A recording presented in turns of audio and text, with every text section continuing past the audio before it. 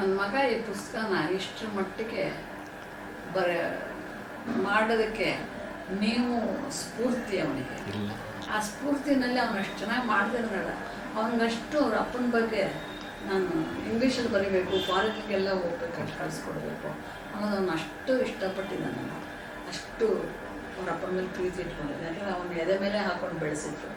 ಅಷ್ಟೊಂದು ಕಷ್ಟಪಟ್ಟು ಇಷ್ಟು ಅವ್ರ ಗಂಡ ಹೆಂಡತಿ ಇಬ್ಬರು ಇಷ್ಟು ಕಷ್ಟಪಟ್ಟಿದ್ದನ್ನು ಮಾಡ್ತಾ ಇದ್ದಾರಲ್ಲ, ನನಗೆ ತುಂಬ ಸಂತೋಷ. ಸಂತೋಷ ಒಂದು ಕಡೆ, ದುಃಖ ಒಂದು ಕಡೆ ಇದ್ದೇ ಇರುತ್ತೆ.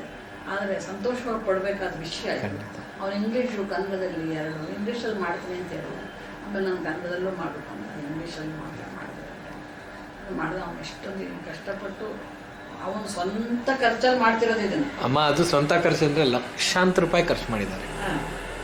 ಹೆಂಗೆ ಮೂರು ಜನ 4 ಜನ ಕೆಲಸ ಕೂತ್ಕೊಂಡು ಬೆಳಗಿನ ರಾತ್ರಿ ತಂಗ ಬರಿತಾ ಇದ್ದಾರೆ. ಆ ಥರ ಕೂತ್ಕೊಂಡು ಮಾಡಿಸ್ತಾ ಅವ್ನು ಎಷ್ಟು ಒಂದೊಂದು ಪೇಜು ನೀವೇ ನೋಡ್ತಾ ಇದ್ದೀರಾ, ಒಂದೊಂದು ಪೇಜು ಎಷ್ಟೆಷ್ಟು ಸತಿ ಕ್ಲಾರಿಫೈ ಮಾಡಿಸ್ತಾ ಇದೀವಿ ಅವರೇ ಕೂತ್ಕೊಂಡು. ಎಷ್ಟು ಇಂಟ್ರೆಸ್ಟ್ ಅವನಿಗೆ ತನ್ನ ಹೆಂಡತಿನೂ ಕೂತ್ಕೊಂಡು ತಗೊಂಡು ದಿನ ನಾನು ಯಾವತ್ತೂ ನನ್ನ ಮಕ್ಕಳನ್ನ ಮರೆಯೋಕ್ಕಾಗಲ್ಲ ಅಂತ ರಾಜ್ಕುಮಾರ್ ಅವರು ನನಗೆ ಅಂತ ಮುದ್ದು ಮಕ್ಕಳುಗಳನ್ನ 5 ಜನ ಮಕ್ಕಳು. ಅಮ್ಮ ರಾತ್ರಿ ಕೂತ್ಕೊಂಡು ಪಾಪ ಕರೆಕ್ಟ್ ಮಾಡ್ತಾ ಇರ್ತಾರೆ ಇಬ್ರು.